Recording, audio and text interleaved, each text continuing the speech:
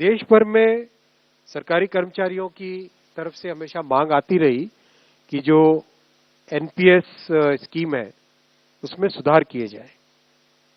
सुधार के लिए एक कमेटी बनाई थी माननीय प्रधानमंत्री श्री नरेंद्र मोदी जी ने अप्रैल 2023 में। डॉक्टर सोमनाथन साहब, जो कि आपके सामने आज कैबिनेट सेक्रेटरी डेजिग्नेट के हिसाब से बैठे हैं, आप फाइनेंस सेक्रेटरी के हिसाब से इस कमेटी के चेयरमैन थे, और इस कमेटी ने एक्सटेंसिव कंसल्टेशन किया। एक्सटेंसिव कंसल्टेशन 100 से ज्यादा एम्प्लॉयज यूनियंस एसोसिएशंस के साथ कमेटी ने डिस्कशंस किए, कई मीटिंग्स हुई, कई राज्यों के साथ, करीब करीब सारे ही राज्यों के साथ इस कमेटी ने इंटरेक्शन किया। उनके इस राज्यों के फाइनेंस सेक्रेटरीज, राज्यों की पॉलिटिकल लीडरशिप, सभी ने अपने अपने इनपुट दिए। राज्य सरकारों के जो एम्प्लॉयज की एसोसिएशंस थी, उन सब ने इंपॉर्टेंस दी।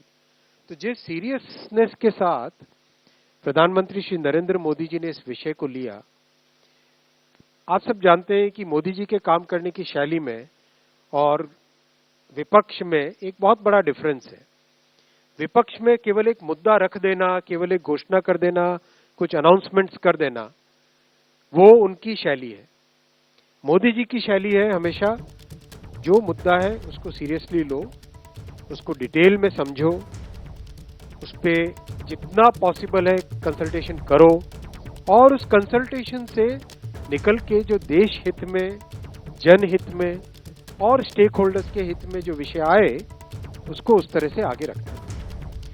इसीलिए इस कंसल्टेशन के बाद में, और साथ ही साथ जो जॉइंट कंसल्टेटिव मैकेनिज्म है सेंट्रल गवर्नमेंट के एम्प्लॉयज का, JCM, उसके साथ मल्टीपल मीटिंग्स, फिर दुनिया के कई देशों में किस तरह की स्कीम्स हैं, किस तरह के सिस्टम्स हैं, वो भी देखा। फिर भारत की जो अर्थव्यवस्था है और केंद्र सरकार का बजट है, उसको समझने के लिए रिजर्व बैंक ऑफ इंडिया के साथ, वर्ल्ड बैंक के साथ, सबके साथ कंसल्टेशंस हुए, और इस कंसल्टेशन के बाद में एक यूनिफाइड पेंशन स्कीम का रिकमेंडेशन इस कमेटी ने किया। और आज प्रधानमंत्री श्री नरेंद्र मोदी जी की अध्यक्षता में यूनियन कैबिनेट ने यूनिफाइड पेंशन स्कीम को अप्रूव किया है, इसको अनुमोदित किया है, और ये स्कीम अभी आने वाले समय में लागू होगी। इस स्कीम के 5 पिलर्स हैं। सबसे इंपॉर्टेंट विषय था कर्मचारियों की तरफ से कि हमें अश्योर्ड अमाउंट एक चाहिए, जो बहुत लॉजिकल और वाजिब रिक्वायरमेंट था। तो इस डिमांड पे एक मेथोडिकल वे में काम करके, और एक्चुअरियल साइंसेस, जो लोग आगे का भविष्य का रिक्वायरमेंट वगैरह कंप्यूट करने का एक तरीका होता है जिसको एक्चुअरियल साइंस बोलते हैं, उनके साथ मिलके कई तरह के फाइनेंशियल मॉडल्स को प्रोजेक्ट करके, और सबके साथ मिलके एक सिस्टमेटिक तरीके से 50% अश्योर्ड पेंशन, ये इस यूपीएस का सबसे पहला पिलर है। इसकी डिटेलिंग देखनी चाहिए हमें। जो ये अमाउंट मिलेगा वो रिटायरमेंट से पहले के 12 महीनों की एवरेज बेसिक पे का 50% होगा। मैं रिपीट कर रहा हूं, अश्योर्ड पेंशन का जो अमाउंट है that will be the average of basic पे ऑफ 12 मंथ्स बिफोर सुपर एनुएशन, उसका 50% होगा। और इस फुल पेंशन के लिए जो क्वालिफाइंग एज रहे, क्वालिफाइंग सर्विस रहेगी, वो रहेगी 25 इयर्स। यानी 25 वर्ष तक अगर किसी ने काम किया है, सेवा की है, तो उसको फुल पेंशन यानी जो ये अश्योर्ड पेंशन का अमाउंट है वो मिलेगा। 25 साल से अगर कम है लेकिन 10 साल से ज्यादा है तो उसमें प्रोपोर्शनेट पेंशन रहेगी, प्रो रेटा वो पेंशन का अमाउंट बनेगा। जो कभी किसी कर्मचारी की डेथ हो जाए तो फैमिली पेंशन एक बहुत बड़ा, स्पाउस के लिए ये बहुत बड़ी एम्प्लॉयज की एक रिक्वायरमेंट थी, डिमांड थी।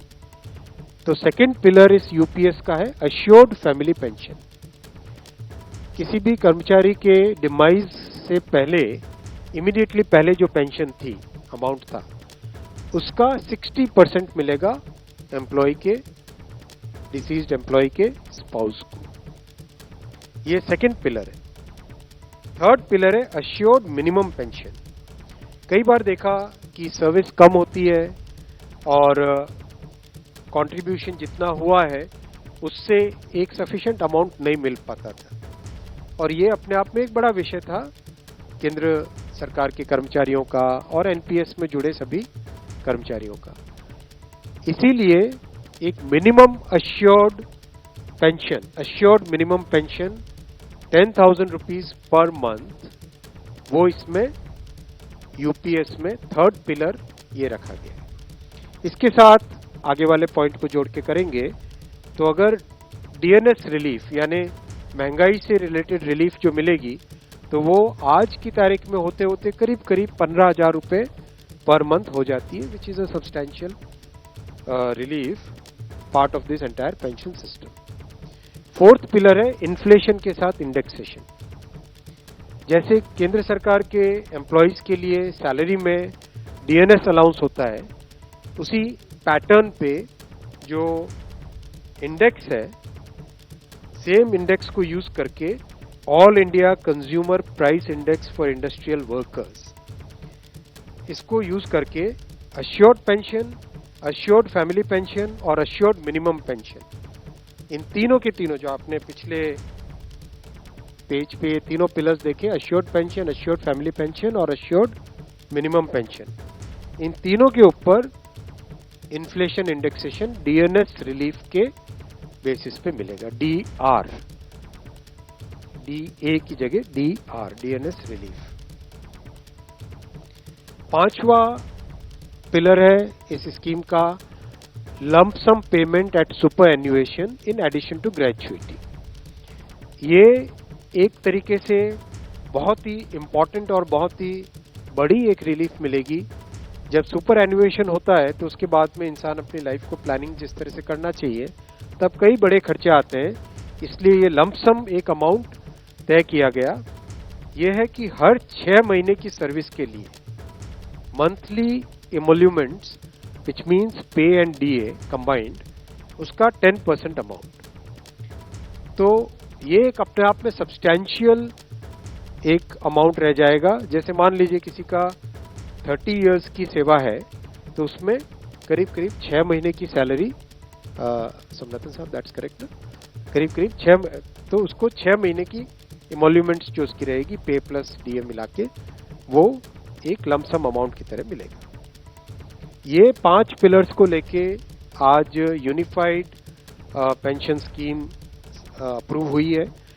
ये स्कीम केंद्र सरकार के करीब 23 लाख कर्मचारी, करीब 23 लाख एम्प्लॉयज हैं, उनको इसका बेनिफिट मिलेगा। ऑप्शन रहेगा, कोई अगर एनपीएस में रहना चाहे तो एनपीएस में रह सकता है, यूपीएस में ऑप्ट करना चाहे which is naturally a very attractive scheme, तो उसमें ऑप्ट कर सकता है। प्लस राज्य सरकारें अगर इसी फ्रेमवर्क को, इसी आर्किटेक्चर को यूज करना चाहे तो राज्य सरकारें भी इस आर्किटेक्चर को यूज कर सकती है। अगर राज्य सरकार के कर्मचारी भी इसमें शामिल होते हैं तो करीब 90 लाख के आसपास टोटल कर्मचारी इसका बेनिफिट मिलेगा। सबसे इंपॉर्टेंट जो आज के इस फैसले का बहुत ही महत्वपूर्ण पार्ट है वो है कि कर्मचारियों पर इस स्कीम का भार नहीं पड़ेगा। आज एम्प्लॉइज 10% कंट्रीब्यूट करते हैं और आपको जानकारी होगी कि 10 वर्ष पहले तक सरकार भी 10% कंट्रीब्यूट करती थी, यानी 10+10 टोटल कंट्रीब्यूशन होता था। लेकिन मोदी जी ने 2019 में इस 10% कंट्रीब्यूशन को बढ़ा के 14% किया था। जो केंद्र सरकार का कंट्रीब्यूशन है उसको बढ़ा के 14% किया था। That itself was a very big contribution, big jump in the amount of contribution. अब वो कंट्रीब्यूशन बढ़ के 18.5% हो जाएगा। वो कंट्रीब्यूशन बढ़ के 18.5% हो जाएगा। ये स्कीम 1/4/2025 से लागू होगी। तब तक इसके लिए जो भी सारे स्ट्रक्चर्स, पोर्टल वोटल सब बनने होंगे, रूल्स रेगुलेशंस, वो सारे बन जाएंगे 1 अप्रैल 2025 से। 1 अप्रैल 2025 से लागू होगी ये स्कीम।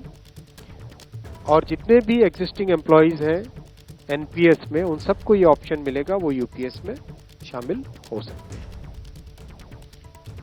मेडिकल रीइंबर्समेंट पहले की तरह मिलेगा सेंट्रल गवर्नमेंट के एम्प्लॉयज को, जो कि बहुत बड़ी, वैसे भी मेडिकल रीइंबर्समेंट अभी भी पुराने ओपीएस के मेथड के टाइम से ही मिलता है, वो चेंज नहीं है।